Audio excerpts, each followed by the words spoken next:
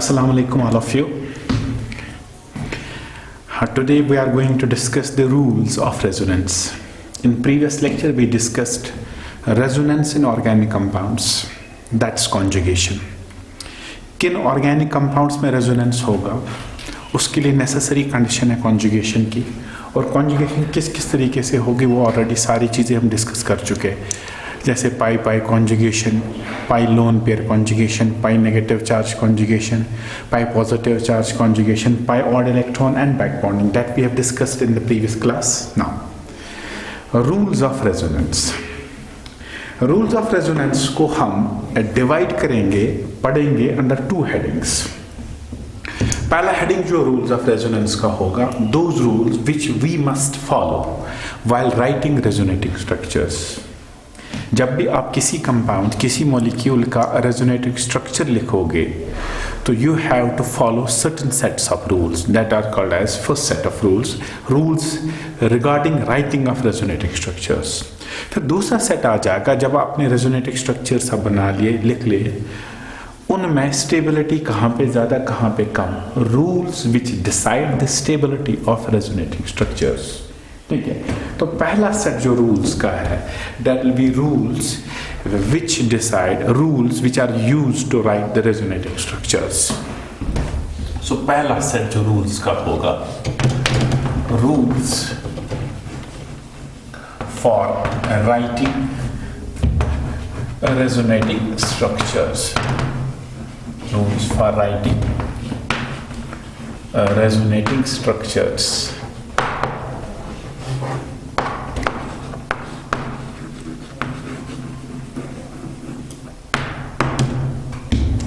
ठीक है, चलो एक एक करके हम डिस्कस कर लेते हैं. Rule number 1, whenever you write the resonating structure, make sure the position of atoms should remain same or the position of nuclei should remain same.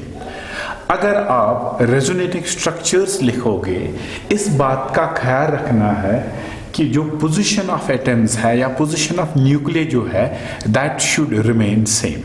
Otherwise अगर आपने पोजीशन ऑफ एटम चेंज किया तो वो resonance नहीं होगा. ठीक है, that means while writing resonating structures the position of atoms or nuclei should remain same. कैसे लिखेंगे? Rule number 8, the position of atoms or nuclei should remain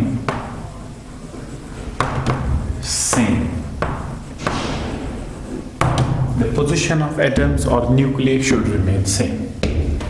एक एग्जाम्पल से इलस्ट्रेट कर लेंगे. Suppose I right AB double bond C. एक molecule है, ठीक है, इसका रेजोनेंस हम कुछ इस तरीके से लिखेंगे, A double bond B single bond C. ठीक है, और इसी का अगर हम रेजोनेटिंग स्ट्रक्चर कुछ इस तरीके से लिखें, AC डबल बॉन्ड B. जब आप इन दो की बात करोगे, what is the position, what is the sequence of atoms, it's ABC. जरा यहां पे सीक्वेंस देख लीजिए आप, इट्स अगेन ABC. जरा इसमें सीक्वेंस देख लीजिए ACB. तो इसमें पोजीशन ऑफ एटम्स हमने चेंज किया, हमने C और B की पोजीशन चेंज कर दी है. तो इसका मतलब ये वाला जो स्ट्रक्चर है, ये वाला स्ट्रक्चर रेजोनेंस स्ट्रक्चर नहीं होगा, because the rule is that position of atoms और न्यूक्लियस शुड रिमेन सेम.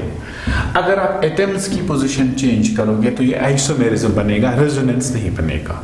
तो make sure that whenever you write the resonating structure of any molecule और an ion, the position of atom, the sequence of atom in which atoms are written, it should remain same in every case. ठीक है, एक example हम लेंगे. Let me take one of the example to illustrate this. हमारे पास जो हम निकल लिया था केस, डिफरेंट केस, उनमें से एक केस हम लेंगे, CH2 double bond CH single bond OH. अगर आप इसमें कॉन्जुगेशन देखोगे, इसमें पाई बॉन्ड और लोन पेयर ऑल्टरनेट पोजीशंस पे है, तो it is pi lone pair conjugation. तो इसमें जब आप रेजोनेंस दिखाओगे, ये वाला इलेक्ट्रॉन पेयर इधर आएगा और ये वाला इलेक्ट्रॉन पेयर इधर जाएगा, तो आपका जो रेजोनेटिक स्ट्रक्चर इस मॉलिक्यूल में बनने वाला है वो होगा कुछ इस तरीके से CH2, ठीक है। CH2 के बाद single bond CH, then double bond OH। इसमें ऑक्सीजन हाइड्रोजन, ऑक्सीजन और कार्बन के बीच में डबल बॉन्ड बनेगा, पॉजिटिव चार्ज आएगा। इसमें इलेक्ट्रॉन पेयर आएगा और नेगेटिव चार्ज होगा, ठीक है। दोनों केसेस आप देख लीजिए, ये दो रेजोनेटिक स्ट्रक्चर्स है। कैसे? Look at the position of atoms, carbon carbon oxygen, यहां देख लीजिए कार्बन कार्बन ऑक्सीजन। सो जब हमने इसका रेजोनेटिक स्ट्रक्चर लिखा, इस रेजोनेटिक स्ट्रक्चर के लिखने में हमने इस एटम्स की पोजीशन चेंज नहीं करनी है, ठीक है। सो पोजीशन ऑफ एटम्स और nucleus should remain same by writing the resonating structures. तो अगर आप पोजीशन ऑफ एटम्स या न्यूक्लियस चेंज कर रहे हो, इसका मतलब ये रेजोनेटिक स्ट्रक्चर नहीं है, ये आइसोमेरिज्म होगा। दिस इज रूल नंबर 1, ठीक है। So position of atoms or nuclei should remain same while writing the resonating structures. चलिए, let me go to the second rule. दूसरा रूल हमारा जो है, that's very specific, very important. While writing the resonating structures, make sure that all the resonating structures must be proper Lewis structures. ये proper live structures होने चाहिए। अब ये proper live structure होने का मतलब क्या है, इसको एक्सप्लेन करेंगे।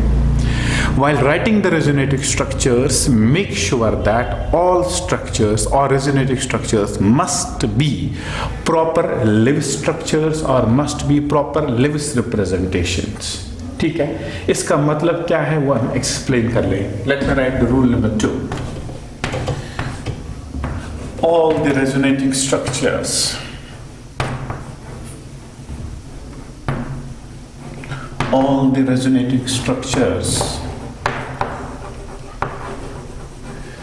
must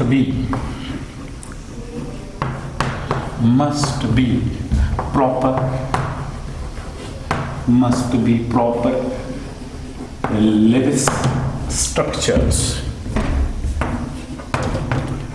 Must be proper Lewis structures. Proper Lewis structure होने का मतलब क्या है, ठीक है। ऑर्गेनिक कंपाउंड्स में मोस्टली सेकेंड पीरियड एलिमेंट्स आते हैं, जैसे कार्बन, नाइट्रोजन, ऑक्सीजन और हेलोजेंस हैं। अगर मैं बात करूंगा कार्बन, ऑक्सीजन, नाइट्रोजन की बात करूंगा, तो total number of electron surrounding any atom, चाहे वो कार्बन हो, नाइट्रोजन हो और ऑक्सीजन हो, that should be 8. That should be in accordance with the octet rule.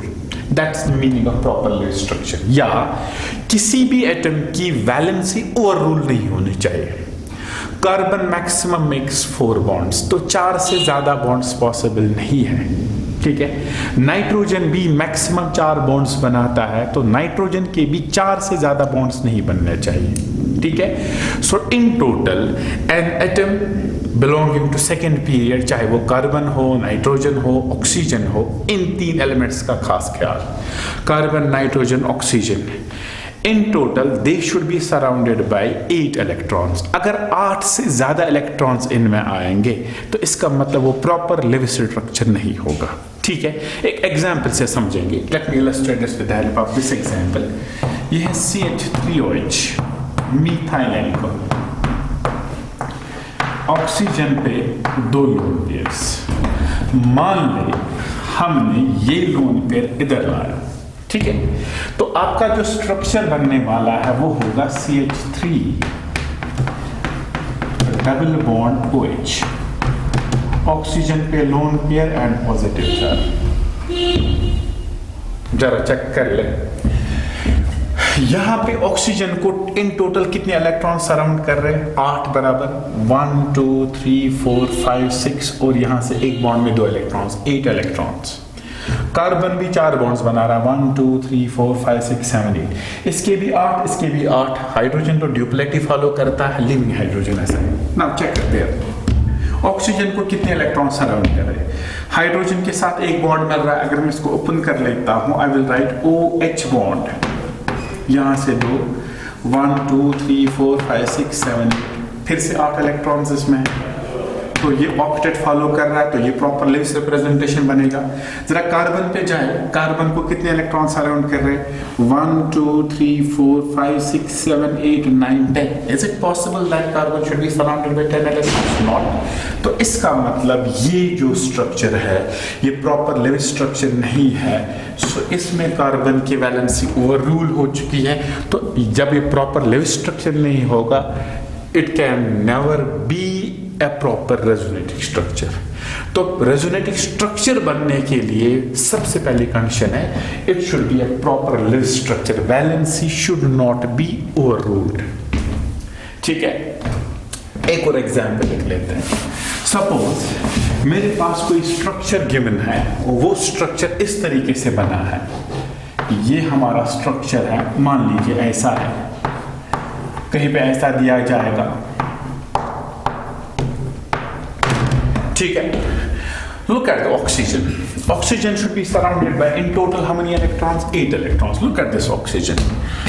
How many electrons are surrounding this? 1 2 3 4 5 6 7 8 9 10. 10 electrons हैं। Is it possible कि oxygen should be surrounded by 10 electrons? Not. तो इसका मतलब है ये वाला भी प्रॉपर लेविस स्ट्रक्चर नहीं है। This is incorrect structure and hence it can not be a resonating structure. तो रेजोनेटिंग स्ट्रक्चर होने के लिए इस बात का ध्यान रखना है कि हर कोई स्ट्रक्चर जो है that should be a proper Lewis structure. एक और एग्जांपल से इसको इलस्ट्रेट कर लेंगे। Let me write like this CH2 double bond CH NH2 nitrogen containing lone pair. अगर आप इसमें देखोगे, इसमें पाई लोन पेयर कॉन्जुगेशन है, pi bond and lone pair are present at alternate positions. ठीक है, चलिए इसकी रेजोनेंस दिखा लेते हैं हम। ये वाला इलेक्ट्रॉन पेयर इधर आ जाएगा और ये वाला इलेक्ट्रॉन पेयर इधर आ जाएगा, तो ये बनेगा CH2 single bond CH double bond NH2। Nitrogen पे डेवलप होगा पॉजिटिव चार्ज और कार्बन पे इलेक्ट्रॉन पेयर और नेगेटिव चार्ज आ जाएगा। ठीक है, पहले हम इस स्ट्रक्चर को देखेंगे फिर उस स्ट्रक्चर को देखेंगे। अगर दोनों प्रॉपर लिविंग स्ट्रक्चर्स है तब ये कहलाएंगे resonating structures, otherwise not. Let me go to the first one. As per as this one is constant, count the number of bonds form by the carbon. Hydrogen के साथ 2 और यहाँ से 2, 4 bonds का मतलब 8 इलेक्ट्रॉन, तो ये ऑक्टेट फॉलो कर रहा है। ये वाला कार्बन 1 2 3 हाइड्रोजन के साथ तीसरा बॉन्ड और यहाँ से चौथा बॉन्ड, फिर से 8 इलेक्ट्रॉन्स ये भी फॉलो कर रहा है। नाइट्रोजन 2 बॉन्ड्स हाइड्रोजन के साथ, 1 बॉन्ड कार्बन के साथ और 1 लोन पेयर, सो 3 बॉन्ड्स और 1 लोन पेयर, इन टोटल फिर से कितने इलेक्ट्रॉन्स? 8 इलेक्ट्रॉन्स। तो इसमें हर एटम जो है दैट्स फॉलोइंग ऑक्टेट। तो ये वाली जो स्ट्रक्चर है, ये वाला जो resonative structure, that is in accordance with the Lewis representation, in accordance with the octet, and hence we will say this is proper Lewis structure. Now go to that. सबसे पहले मैं नाइट्रोजन से start कर लेता हूं। Nitrogen यहां से hydrogen के साथ 2 बॉन्ड्स बना रहा है, ठीक है, और यहां से भी 2 बॉन्ड्स बना रहा है, तो कितने बॉन्ड्स हो गए? टोटल 4 बॉन्ड्स का मतलब 8 इलेक्ट्रॉन्स है, तो ये प्रॉपर ऑक्टेट रूल फॉलो कर रहा है। Look at there, how many bonds are there? यहां से 2, यहां से 1 हो गए 3, और हाइड्रोजन के साथ 1 हो गया 4 बॉन्ड्स का मतलब 8 इलेक्ट्रॉन्स, तो ये भी फॉलो कर रहा है। ठीक है, अब यहां से बॉन्ड्स कितने? हाइड्रोजन के साथ 2 और यहां से 1, तो 3 बॉन्ड्स ऑलरेडी हमारे पास है। We have got 3 bonds. 3 bonds के अलावा एक और इलेक्ट्रॉन पेयर है, तो 3 बॉन्ड्स हो गए 6 इलेक्ट्रॉन, 7 और 8। इसके पास भी 8 इलेक्ट्रॉन्स है, ये भी ऑक्टेट फॉलो कर रहा है। इसका मतलब है ये भी इन अकॉर्डेंस विद ऑक्टेट है, ये भी इन अकॉर्डेंस विद ऑक्टेट है। Both these are true Lewis representation, Lewis structures, and hence both these can be called as resonating structures. So rule number 2 regarding resonating structure is that जो भी structures आप लिखोगे, resonating structures बनाओगे, all the resonating structures must be first proper Lewis structures, otherwise not। ठीक है, carbon, nitrogen, oxygen का octet check करें। अगर ऑक्टेट बियॉन्ड ऑक्टेट जाएगा, ठीक है, if it goes beyond octet then it is not a true Lewis representation. हाँ, कहीं कहीं पे ऑक्टेट से कम भी आ जाएगा, जैसे कार्बन कभी पॉजिटिवली चार्जड बनेगा। Let me show the example. 8 से ज्यादा नहीं जाना चाहिए, कभी कभी 8 से कम पॉसिबल है। जैसे एक एग्जांपल लेते हैं, CH2 double bond CH, single bond CH, double bond CH2। इसका रेजोनेटिव स्ट्रक्चर बनाना, कैसे बनाएंगे रेजोनेटिव स्ट्रक्चर? ये वाला बॉन्ड इधर जाएगा, ये वाला बॉन्ड इधर जाएगा, पाई पाई कॉन्जुगेशन है। जो दूसरा रेजोनेटिव स्ट्रक्चर इसका बनने वाला है वो स्ट्रक्चर कुछ इस तरीके से होगा, CH2 CH double bond CH, single bond CH2, यहाँ पे इलेक्ट्रॉन पेयर और नेगेटिव चार्ज, और यहाँ पे डेवलप होगा पॉजिटिव चार्ज। ठीक है ना। In this carbon 4 bonds 2 and 2 4 बराबर 8 इलेक्ट्रॉन, ये भी 4 बॉन्ड्स बना रहा है, यहाँ से 2, यहाँ से 1 और हाइड्रोजन 1, 4 बॉन्ड्स, ये भी 4 बॉन्ड्स बना रहा है, ये भी 4 बॉन्ड्स बना रहा है। तो हर कार्बन ऑक्टेट फॉलो कर रहा है। जरा इस पे देख लेते हैं। इस कार्बन के 3 बॉन्ड्स है और 1 इलेक्ट्रॉन पेयर, 3 बॉन्ड्स, यहाँ से 2, यहाँ से 1 हो गए 6 इलेक्ट्रॉन्स, और ये इलेक्ट्रॉन पेयर बराबर 8। ये 4 बॉन्ड्स बना रहा है बराबर 1 2 3 4, तो फिर से ऑक्टेट फॉलो कर रहा है। ये 1 2 3 4 फिर से 4 बॉन्ड्स बना तो ऑक्टेट कंप्लीट कर रहा है। As far as this carbon is considered, ये 3 ही बॉन्ड्स बना रहा है, ऊपर से पॉजिटिव चार्ज है, तो इसको 8 से कम है, लेकिन ऑक्टेट को वायलेट नहीं कर रहा है। ठीक है, बियॉन्ड ऑक्टेट नहीं जा रहा है, 8 से ज्यादा पॉसिबल नहीं है। को कभी कभी इसको 8 से कम भी मिलेगी, इसका एक ऑर्बिटल वैकेंट बनेगा, बट इट रिमेंबर दैट 8 से ज्यादा पॉसिबल नहीं है। तो ये भी एक प्रॉपर लेविस रिप्रेजेंटेशन है। तो ये वाला कहलाएगा रेजोनेटिव स्ट्रक्चर, ये वाला कहलाएगा रेजोनेटिव स्ट्रक्चर, लेकिन जिस स्ट्रक्चर में 8 से ज्यादा इलेक्ट्रॉन्स होंगे वो प्रॉपर लेविस स्ट्रक्चर नहीं होगा, and hence that cannot qualify to be called as a resonating structure. चलिए, before going to the next rule, make sure that कभी-कभी कार्बन में 8 से कम इलेक्ट्रॉन, 6 ही इलेक्ट्रॉन्स हो सकते हैं, ठीक है, लेकिन 8 से ज्यादा पॉसिबल नहीं है, because they have got only 4 orbitals, maximum number of electrons will be 8. Rule number 3. तीसरा रूल, जो आप रेजोनेटिव स्ट्रक्चर्स बनाओगे, मेक श्योर दैट दोनों रेजोनेटिव स्ट्रक्चर्स में, सारे के सारे रेजोनेटिव स्ट्रक्चर्स में, the number of unpaired as well as paired electron should remain same. The number of unpaired as well as paired electron should remain same. ठीक है, तो जिस अगर पहले स्ट्रक्चर में x number of unpaired electrons and y number of paired electrons है, तो बाकी सारे स्ट्रक्चर्स में भी पेयर्ड नंबर ऑफ इलेक्ट्रॉन्स और अनपेयर्ड नंबर ऑफ इलेक्ट्रॉन्स का नंबर सेम होना चाहिए। अगर इसमें चेंज आ गई, यानी पेयर्ड या अनपेयर्ड इलेक्ट्रॉन्स का नंबर या तो इंक्रीज हो रहा है या तो डिक्रीज हो रहा है, इसका मतलब ये रेजोनेंस नहीं होगा। सो rule number 3, the number of paired as well as unpaired electrons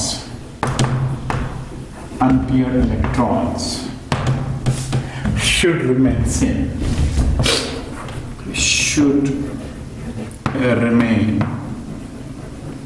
same, ठीक है। पेयर्ड इलेक्ट्रॉन्स का नंबर और अनपेयर्ड इलेक्ट्रॉन्स का नंबर सेम रहना चाहिए, अदरवाइज ये रेजोनेटिव स्ट्रक्चर पॉसिबल नहीं होगा। ठीक है, इसको हम इलस्ट्रेट कर लेंगे एग्जांपल से। Let me show that example here, CH2 double bond CH2, यहाँ पे डॉट अनपेयर्ड इलेक्ट्रॉन है। इसका रेजोनेंस कैसे बना लेंगे? इस बॉन्ड का कर ले होमोलिटिक फिशन। ठीक है, तो ये होमोलिटिक फिशन हमने कुछ इस तरीके से किया, एक इलेक्ट्रॉन और इसका एक इलेक्ट्रॉन यहाँ पे लाएंगे, और जो एक इलेक्ट्रॉन बचता है वो इस कार्बन पे जाएगा। सो आपका जो स्ट्रक्चर बनने वाला होगा वो CH2 single bond CH double bond CH2, और यहाँ पे एक अनपेयर्ड इलेक्ट्रॉन होगा। ठीक है, अब इसको एक और तरीके से बना सकते हैं।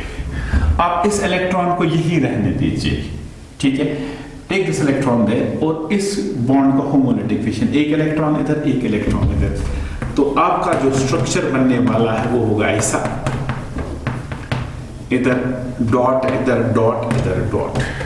तो इस केस में हमने क्या किया, हमने खाली इस बॉन्ड को होमोलिटिक फिशन किया, एक इलेक्ट्रॉन इधर एक इलेक्ट्रॉन इधर, you will get this resonating structure. ठीक है, अब हम किसको कहेंगे रेजोनेटिंग स्ट्रक्चर है और किसको कहेंगे रेजोनेटिंग स्ट्रक्चर नहीं है. ये हमारा ओरिजिनल स्ट्रक्चर था जिसके हमने रेजोनेटिंग स्ट्रक्चर बनाए. ठीक है, चलिए पेयर्ड इलेक्ट्रॉन्स को जानने दे.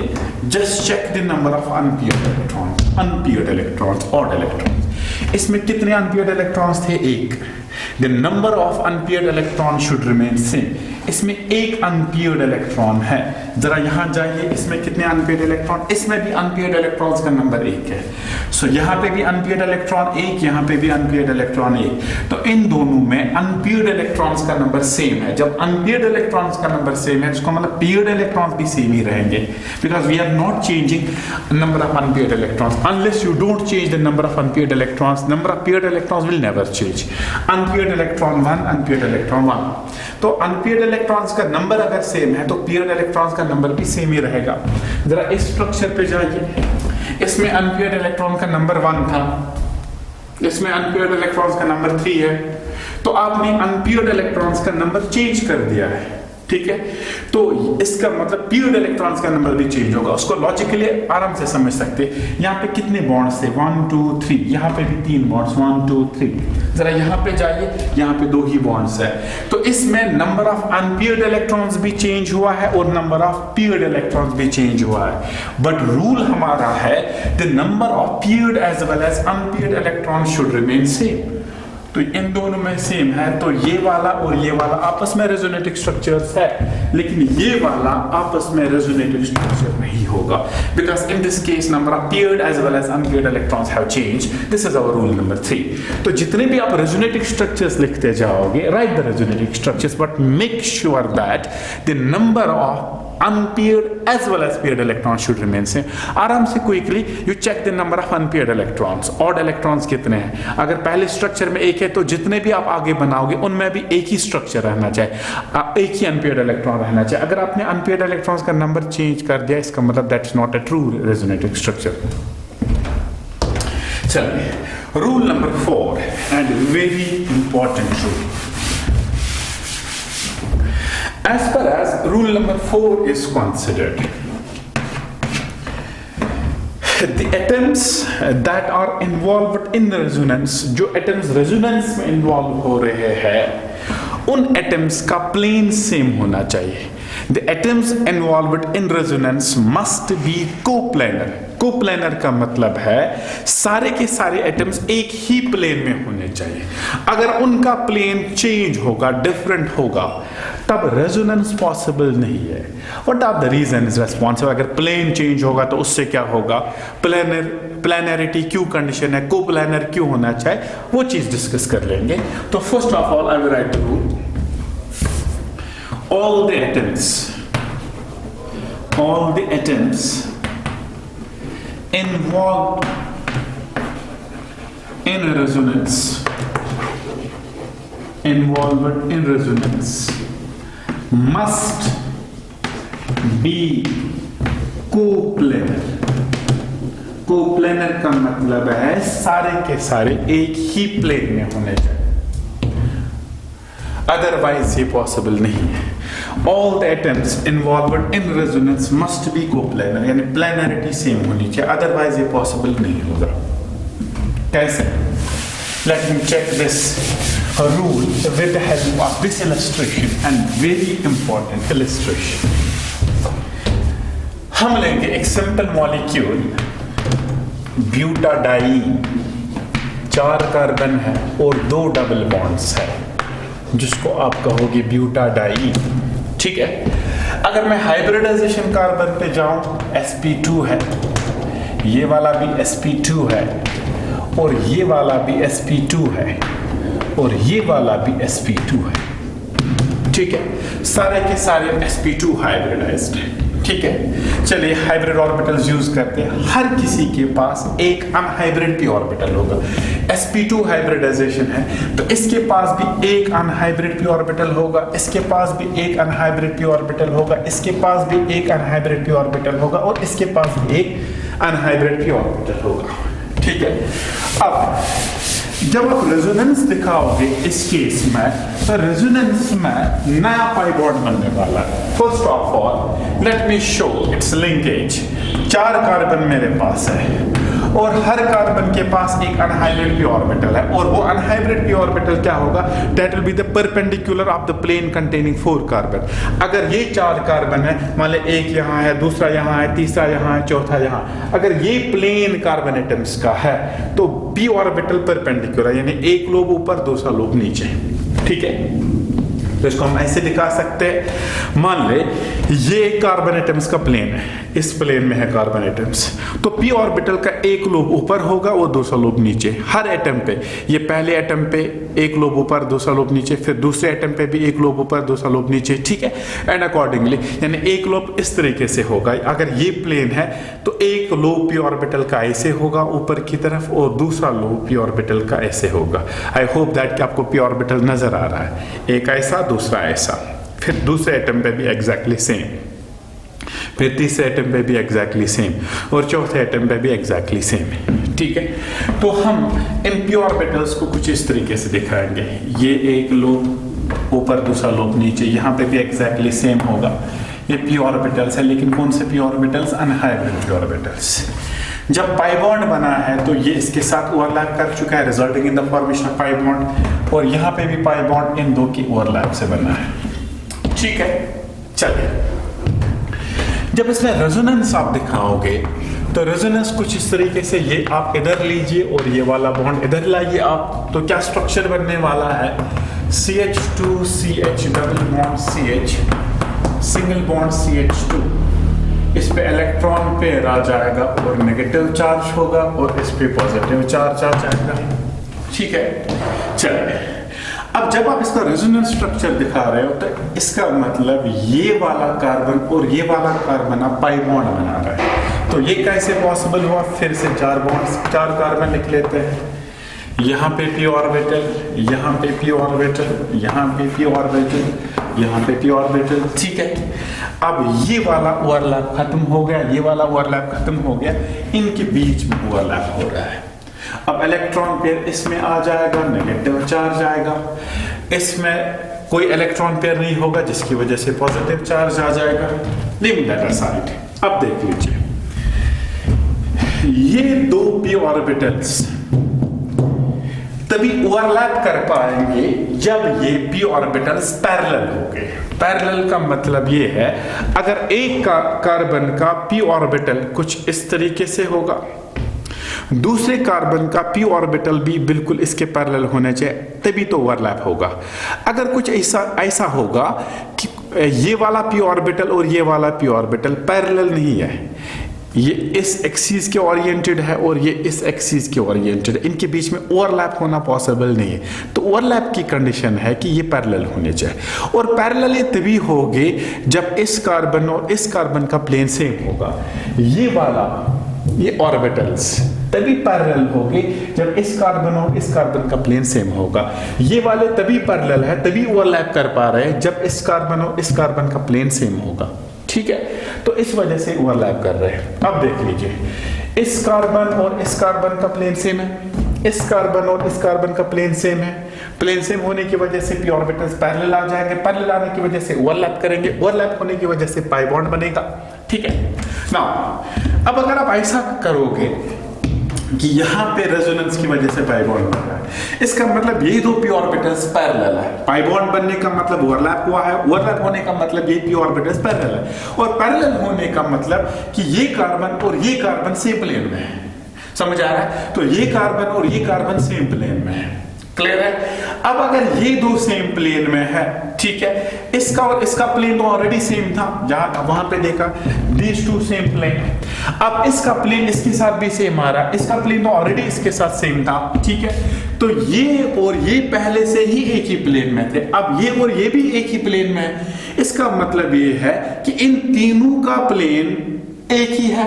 सिंस इसका प्लेन तो इसके साथ ऑलरेडी मैच हो चुका था, इसका मतलब चारों के चारों एक ही प्लेन में है।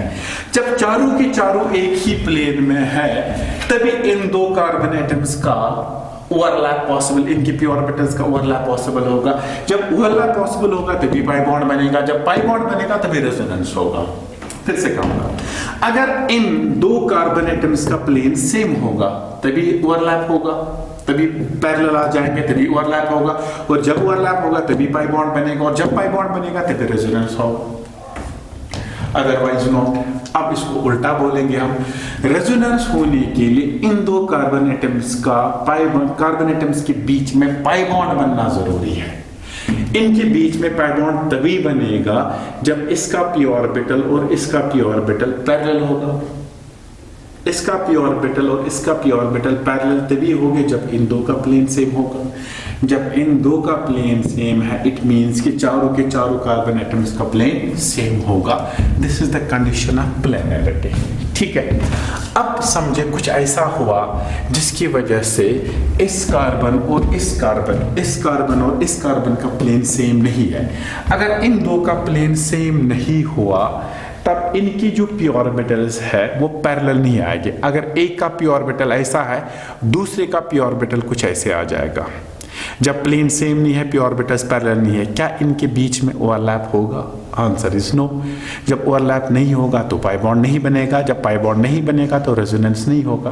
तो रेजोनेंस होने के लिए पाई बॉन्ड का बनना जरूरी है। पाई बॉन्ड का बनने के लिए जरूरी है कि पी ऑर्बिटल्स पैरेलल होने चाहिए। पैरेलल होने के लिए जरूरी है कि कार्बन एटम का प्लेन सेम होना चाहिए। अगर प्लेन डिफरेंट हुआ, no resonance is there. अगर प्लेन सेम है then resonance is possible. So वही चीज हमने लिखा, that rule number 4, all the atoms involved in resonance must be coplanar. वो सारे के सारे एक ही प्लेन में होने चाहिए। And this is the example which we can illustrate that why atoms should be in the same plane, why should be their coplanarity, otherwise resonance is not possible. ठीक है, these are the 4 basic rules that you must use while writing the resonating structures. क्या rules है? Rule number 1 हमने लिखा, the position of atoms और nucleus should remain same. अगर resonance में आप पोजिशन ऑफ एटम्स चेंज कर रहे हो, इसका मतलब ये रेजोनेंस पॉसिबल नहीं है। Point number 2, all the resonating structures must be proper और true level structures, they should not violate octet rule. Total number of electron surrounding carbon, nitrogen और oxygen should be 8, not beyond 8। कभी कभी carbon पे less than 8 भी आ सकता है। ठीक है। Point number 3, the number of paired as well as unpaired electrons should remain same. अगर number of paired and unpaired electrons का नंबर हल्का सा आप चेंज कर लोगे तो उस वजह से क्या होगा? रेजोनेंस पॉसिबल नहीं होगा। That can not be called as a resonance. And 4, all the atoms that are involved in resonance must lie in same plane, they must be coplanar. Planarity is the condition of resonance, otherwise resonance will not take place. ठीक है, these are the 4 rules that we use while writing the resonating structures. कुछ questions इस पे लेते हैं कि कौन resonating structure है, कौन resonating structure नहीं। ठीक है, चलिए हमारा question simple बनेगा। We'll take this in the objective form. Question हमारा होगा, which of the following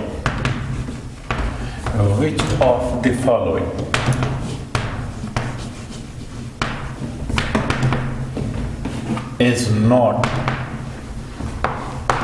the resonating structure,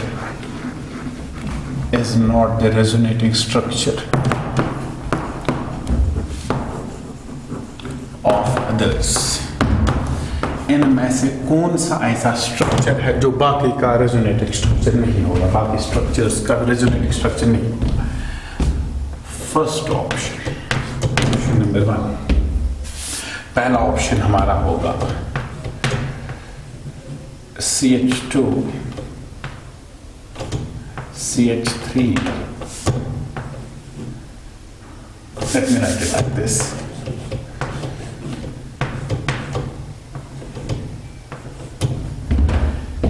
पहला। दूसरा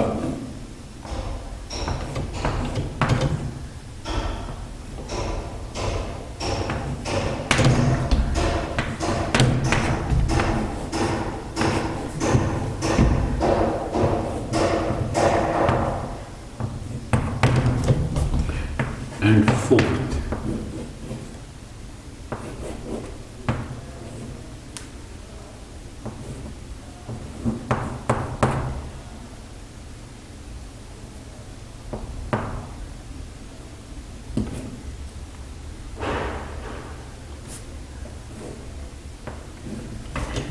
चार स्ट्रक्चर्स मैंने बना दिए। This is question number 1। फिर question number 2।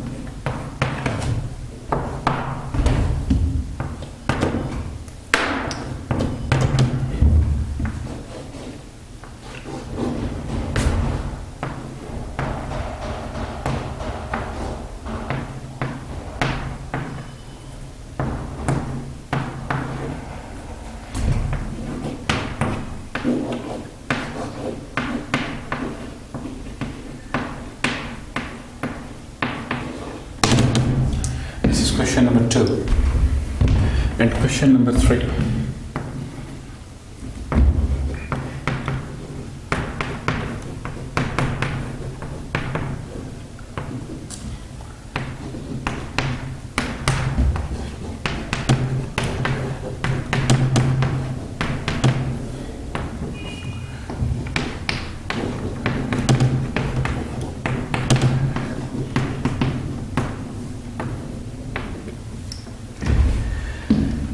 Question number 4. Sorry, option D.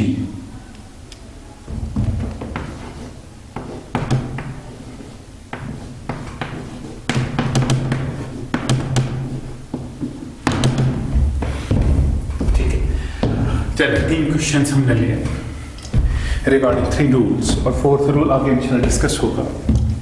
Which of the following is not the resonating structure of others? इनमें से कौन सा स्ट्रक्चर ऐसा है जो बाकी का resonating structure नहीं होगा? We'll go in the sequence of rules. First, position of atoms or position of nuclei should remain same. ठीक है, कैसे? अगर किसी एटम पे कोई एडिशनल एटम आ चुका है, इसका मतलब हमने वो एटम दूसरी पोजीशन से शिफ्ट करके लाया। सपोज यहाँ पे ऑक्सीजन है और यहाँ बाकी जगह कार्बन है, ठीक है। अगर मैं इस ऑक्सीजन की पोजीशन चेंज कर लूँ या कार्बन की पोजीशन चेंज कर लूँ या कार्बन के साथ हाइड्रोजन जुड़ा है उसकी पोजीशन चेंज कर लूँ, इसका मतलब वो रेजोनेटिंग स्ट्रक्चर पॉसिबल नहीं हो रहा है। Let me check all the cases, ठीक है। Oxygen there, oxygen there, oxygen there, oxygen there, इन 3 में ऑक्सीजन के साथ और कुछ भी नहीं है, ओरिजिनल स्ट्रक्चर है, ऑक्सीजन के साथ कुछ भी नहीं है। लेकिन चौथे में ऑक्सीजन के साथ हाइड्रोजन है, इसका मतलब है मैंने हाइड्रोजन की पोजीशन चेंज कर दी, हाइड्रोजन को किसी और एटम से शिफ्ट करके यहाँ लाया, ठीक है। तो इस केस में पोजीशन ऑफ हाइड्रोजन चेंज हो चुकी है और वो हाइड्रोजन मैंने कहाँ से लिया, वो हाइड्रोजन इस कार्बन से माइग्रेट होकर इधर गया है, ठीक है। इस वजह से यहाँ पे डबल बॉन्ड आया। तो इस केस में यानी स्ट्रक्चर नंबर 4 में हमने हाइड्रोजन की पोजीशन चेंज कर दी है। We have changed the position of atom, that's hydrogen. Rule number 1 था position of atom should remain same, तो यहाँ पे हाइड्रोजन की पोजीशन हमने चेंज कर ली है। जो हाइड्रोजन यहाँ पे था उसकी पोजीशन हमने चेंज कर ली, ऑक्सीजन पे गया है, तो इस वजह से ये बना OH, otherwise it was only oxygen. तीनों स्ट्रक्चर्स में खाली ऑक्सीजन है, लेकिन यहाँ पे ऑक्सीजन के साथ हाइड्रोजन भी है, तो इसका मतलब है 4th स्ट्रक्चर में हमने हाइड्रोजन की पोजीशन चेंज की है। तो ये वाला structure true living structure, sorry ये वाला स्ट्रक्चर रेजोनेटिंग स्ट्रक्चर नहीं होगा, because in this case we have changed the position of hydrogen. Now go to the second one. Look at that, only oxygen, only oxygen, only oxygen, only oxygen. इसका मतलब है हमने किसी case में भी position of any atom change नहीं किया, तो position of atoms in same is same in all the cases. Rule number 2 regarding following of octet, every Lewis structure should be in accordance with the octet, should be a proper Lewis representation। जरा देख लेते हैं। As far as this one is considered, oxygen की कितने electrons है? 1 2 3 4 5 6 7 8 electrons है, proper living structure है। और कार्बन हर जगह 4 बॉन्ड्स बना रहा है, दैट्स प्रॉपर लिविंग स्ट्रक्चर। यहाँ पे देख लीजिए ऑक्सीजन के कितने इलेक्ट्रॉन्स है, 1 2 3 4 5 6 7 8, फिर से 8 है। इस कार्बन पे एक H तो ऑलरेडी है, 1 2 3 4 5 6 6 इलेक्ट्रॉन्स हैं, तो ऑक्टेट से बियॉन्ड नहीं जाना चाहिए, तो ये भी फॉलो कर रहा है। 6 is possible but not more than 8। Go to this case, how many electrons on oxygen, 1 2 3 4 5 6 7 8 बराबर 8 है। और इस कार्बन को अगर आप चेक कर लेंगे, this carbon is surrounded by only 3 bonds, 1 2 3, तो 6 इलेक्ट्रॉन्स टोटल है।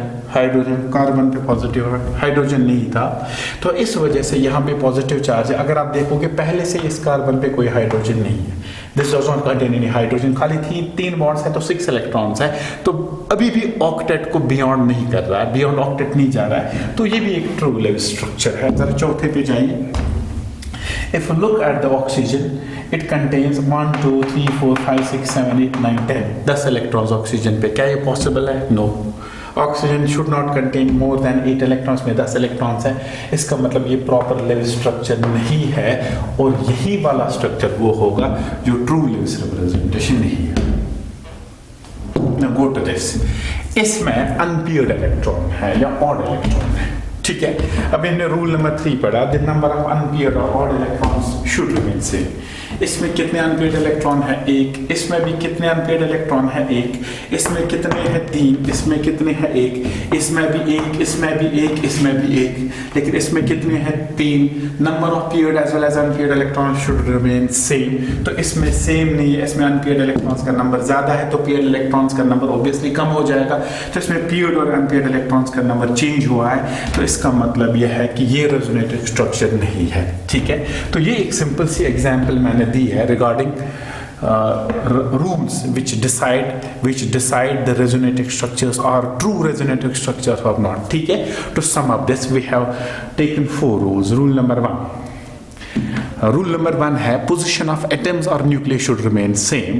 Rule number 2, all the structures must be proper Lewis structures. No structure should go beyond octet in case of carbon, nitrogen, oxygen, ठीक है। Rule number 3, the number of paired as well as unpaired electrons should remain same. And rule number 4, all the atoms involved in resonance must be coplanar. इस rule पे जो इंशाल्लाह objectives आएंगे वो आगे discuss कर लेंगे। अल्लाह हाफिज़, टेक केयर। तो नेक्स्ट स्ट्रक्चर में और रूल्स पढ़ेंगे। Thank you so much.